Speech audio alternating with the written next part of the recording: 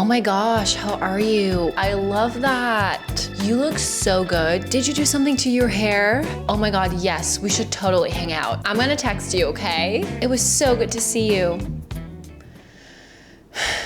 I've lived in the US for almost 2 years now, so I've gotten used to pretty much everything, and I also don't really get culture shocks anymore. However, there is one thing I still have not gotten fully used to, and that is the American urge to be unbelievably nice, go overboard with platitudes and compliments, and try to make small talk in any situation that, as a German, I do have to wonder, are you just incredibly friendly, or are you incredibly fake? And first of all, I actually do not have a problem at all with people being very nice and friendly and polite in public situations. I mean, I've lived in a country for most of my life that's not exactly known for its warm and fuzzy culture. So I actually, for a change, appreciate the fact that in the US, people are usually a lot nicer to you, even if they don't know you or even if you're just talking to them briefly. In this video, I wanted to unpack this a little bit more and try to understand why, as a German, it sometimes feels almost suspicious to me when Americans are going out of their way to be incredibly nice to you. That's suspicious. And now, without further ado, let's actually get into the video. Hi there, my name is Indra. I'm originally from Germany, and about 2 years ago, I moved to the US, where I now live with my American husband, Chandler. To understand why American niceness and this overly friendly way of communicating can sometimes feel a little bit weird or fake to Germans, we have to look at the differences between a high context and a low context culture. High and low context cultures are really just two ends of a spectrum that describes how people in different societies and different cultures communicate. And this framework was introduced by the anthropologist Edward Hall in the 70s, and it basically distinguishes between cultures that use more external cues to communicate versus cultures that rely more on explicit words to convey meaning. Also, no culture really is fully one or the other, but some examples of more high context cultures are China, Japan,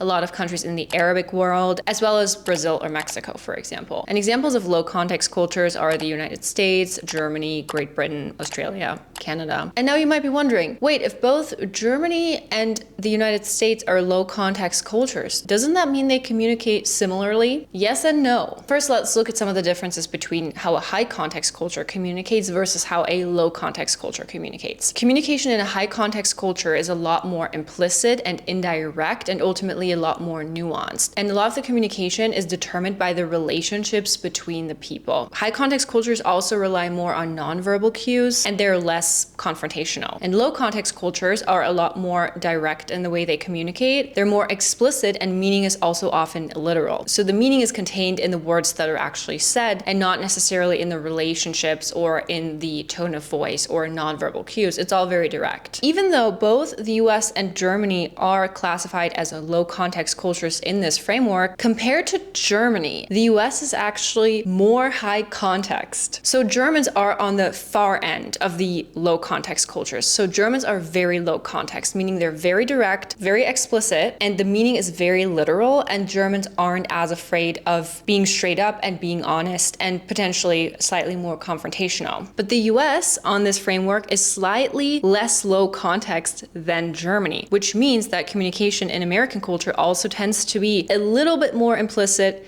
a little bit less direct, and a little bit less confrontational. At first you might think, oh, well, that shouldn't make that big of a difference. But I'll give you an example of a situation that I've experienced multiple times that has been very confusing for me as a German in the US, because I would actually argue that, oh no, this difference is already big enough to cause a lot of misunderstandings. An interaction that I've had too many times, and that still confuses me. We all know the situation. We run into someone, we kind of know, we're maybe not like super close, but we're like friendly, or we run in the same circle and we bump into each other. That's weird. A lot of the time, the conversation is similar to what I was impersonating in the beginning of the video. The American is like overly excited to see you. Oh my gosh, hi, how are you? It's so good to see you. And then often the conversation ends with them saying, oh my God, we need to grab coffee. We need to hang out. Like, we should totally hang out. And I should know by now that that is not actually what they mean, but I still get confused because as a German, remember, very literal, very explicit, very direct. I hear we should hang out. So imagine my surprise when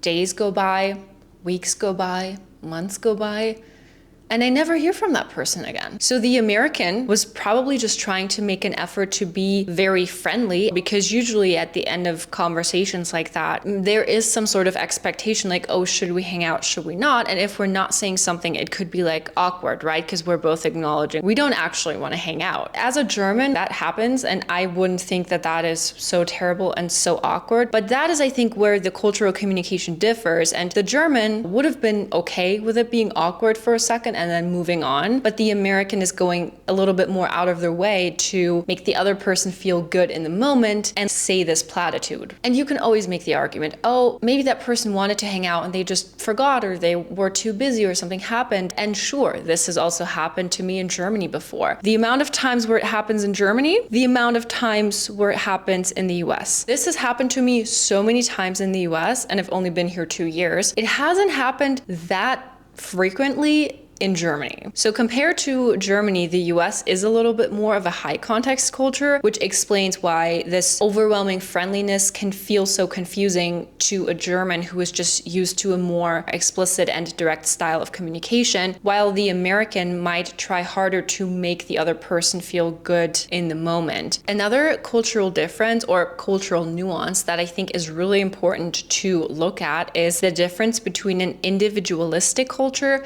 and a collectivistic between an individualistic and a collectivistic culture. I think that's how you say it. And as the name already suggests, in an individualistic culture, the focus is more on the individual and less on the relationships between people in that society. In a collectivistic culture, the focus is more on relationships and how someone would define themselves based on their social relationships. And once again, both Germany and the US are actually in the same bracket when it comes to this cultural difference. Do you want to guess? Who would have thought both Germany and the US are individualistic cultures? Interestingly, a lot of the more low context cultures are also more individualistic cultures. And then examples of collectivistic cultures are Japan, China, South Korea, a lot of Latin American countries. Let's just say there's a pattern there. It also shouldn't come as a surprise that out of the individualistic countries, the United States is one of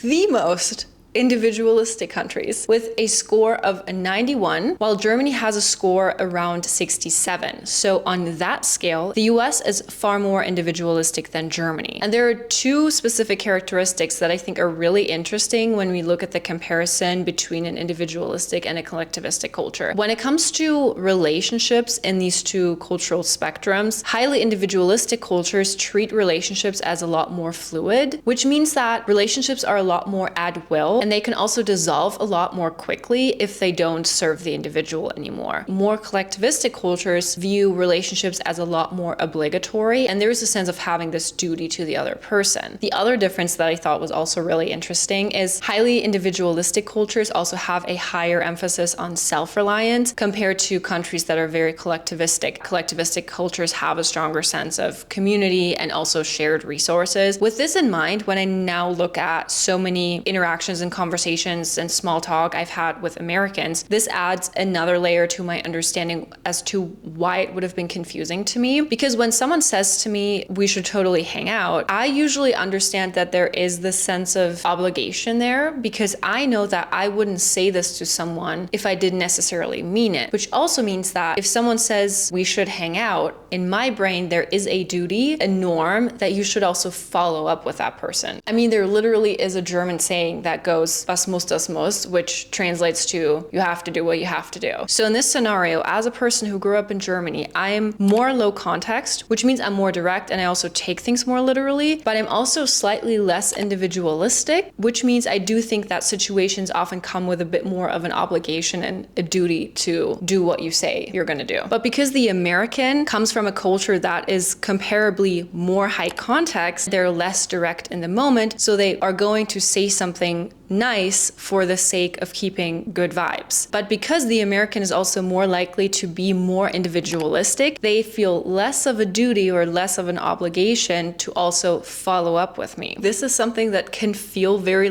disheartening and frustrating to someone who is from a different culture, because how am I supposed to know that you're never going to text me when you literally say you're going to text me? Like, what?